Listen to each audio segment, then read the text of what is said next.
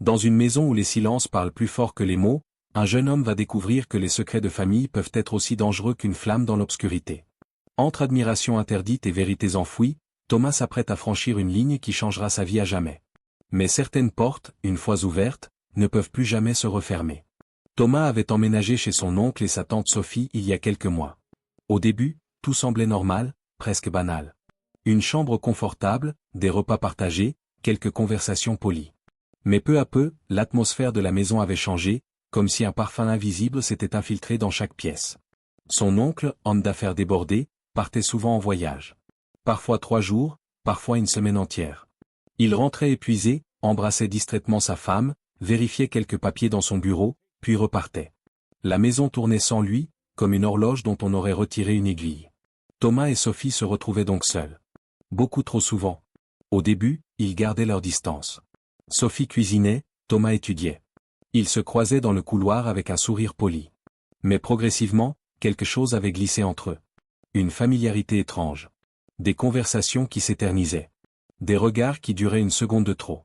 Sophie était une femme magnifique. Grande, élégante, avec cette assurance tranquille des femmes qui connaissent leur pouvoir sans avoir besoin de le montrer.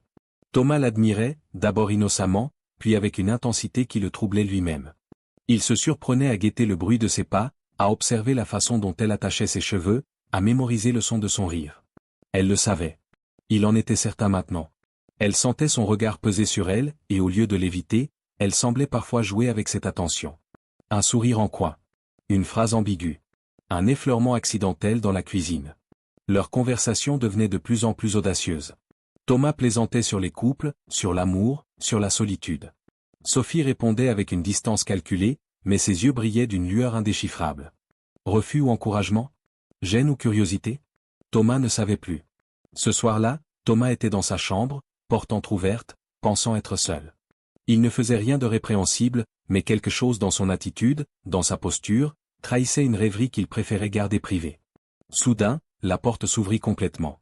Sophie se tenait sur le seuil, les bras croisés, un sourcil levé. « Qu'est-ce que tu faisais » demanda-t-elle avec un mélange d'amusement et de curiosité. Thomas sursauta, le cœur battant. « Rien. Rien du tout, je réfléchissais. »« Vraiment » fit-elle en s'avançant dans la pièce. « On aurait dit que tu étais ailleurs. Très loin. Je t'assure, tante Sophie, je n'ai rien à me reprocher. » Elle s'assit au bord du lit, sans invitation, comme si elle avait soudain décidé que les frontières habituelles ne comptaient plus. « Tu sais, Thomas, même si tu n'as rien à te reprocher, il faut garder une certaine pudeur. Nous vivons sous le même toit. Les apparences comptent. Mais on n'avait rien de moralisateur. » C'était presque complice, comme si elle reconnaissait un jeu auquel ils jouaient tous les deux sans jamais l'avoir nommé. Cette nuit-là, Thomas ne dormit pas. Il fixa le plafond pendant des heures, se répétant qu'il devait mettre des limites, qu'il devait arrêter de penser à elle.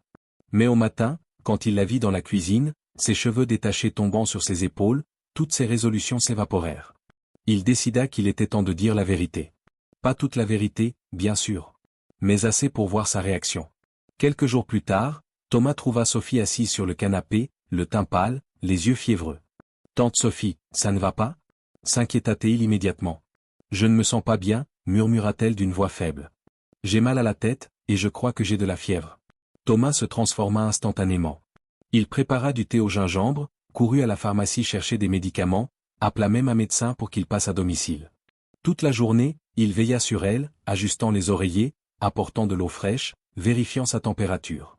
Sophie l'observait avec des yeux brillants de fièvre et quelque chose d'autre. De la reconnaissance? De la tendresse? Thomas n'osait pas interpréter. Le lendemain, elle allait mieux.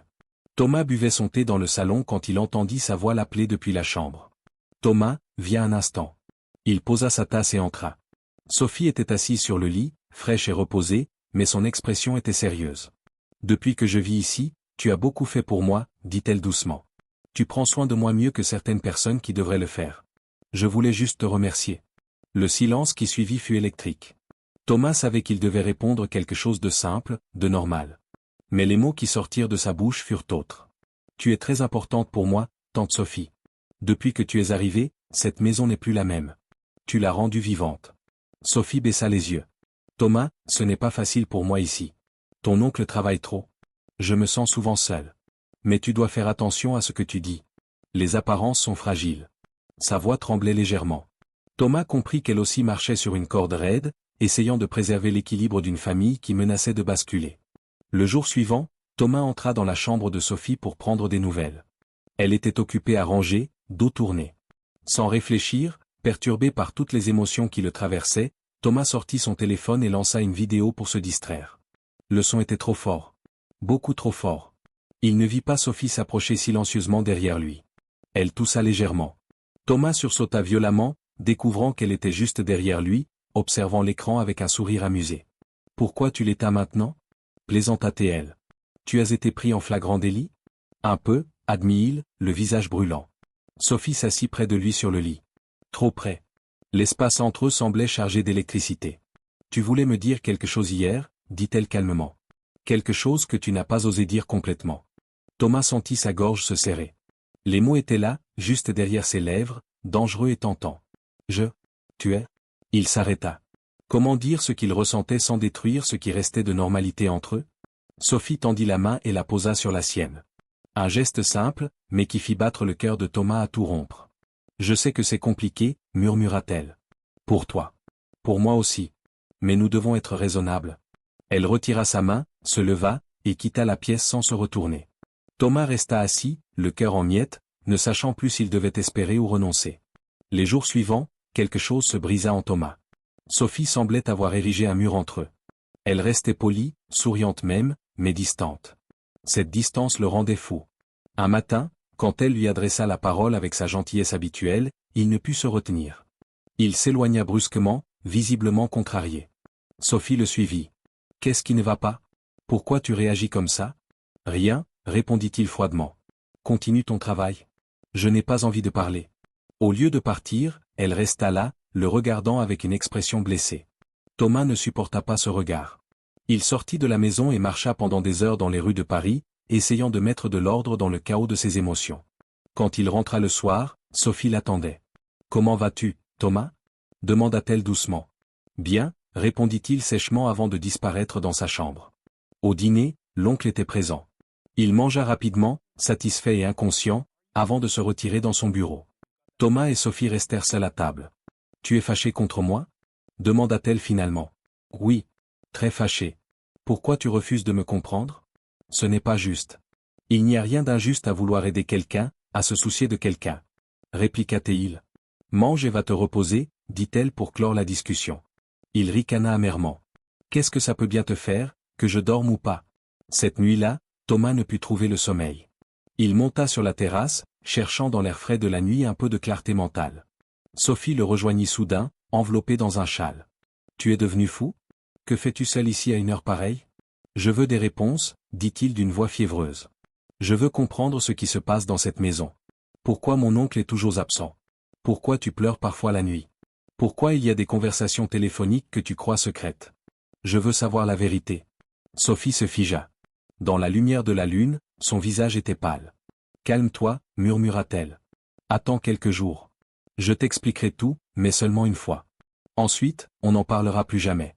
Promets-le-moi. » Thomas hésita, puis hocha la tête. « Je te le promets. » Le lendemain matin, avant que Thomas n'ait pu interroger Sophie, son oncle entra dans le salon, une valise à la main. « Je dois partir pour 15 jours à Lyon, » annonça-t-il. « Un contrat important. Thomas, je compte sur toi pour t'occuper de la maison et de ta tante. Ne vous inquiétez pas, oncle.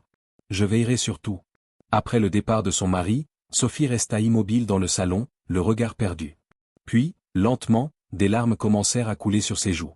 Thomas s'assit près d'elle, bouleversé. « Pourquoi tu pleures ? » « Parce que j'espérais qu'il reste un peu. J'avais besoin de lui, juste quelques jours. J'avais quelque chose d'important à lui dire. » Sa voix se brisa. Thomas posa doucement une main sur son épaule. « Tu n'es pas seul. Je suis ici. » Sophie leva vers lui des yeux brillants de larmes et de quelque chose d'autre. Quelque chose de profond et de dangereux. « Je sais, » murmura-t-elle. « C'est bien ça le problème. » Le secret qu'elle portait semblait devenir de plus en plus lourd. Et Thomas savait désormais qu'il était prêt à tout pour découvrir la vérité. Les 15 jours à venir allaient changer leur vie à jamais. Dans cette maison trop grande et trop silencieuse, deux âmes solitaires allaient devoir choisir entre la raison et le désir, entre la loyauté et la trahison. Mais certains choix, une fois faits, ne peuvent jamais être défaits. Et vous, qu'auriez-vous fait à la place de Thomas ? Auriez-vous cherché la vérité, quitte à détruire ce qui restait de paix dans cette famille ? Si cette histoire vous a captivé, n'oubliez pas de vous abonner pour ne manquer aucune de nos histoires fascinantes. Activez la cloche pour être notifié dès qu'une nouvelle histoire est publiée. Et surtout, dites-nous en commentaire, pensez-vous que Thomas et Sophie ont franchi une ligne qu'ils ne devraient jamais franchir? Vos avis nous intéressent.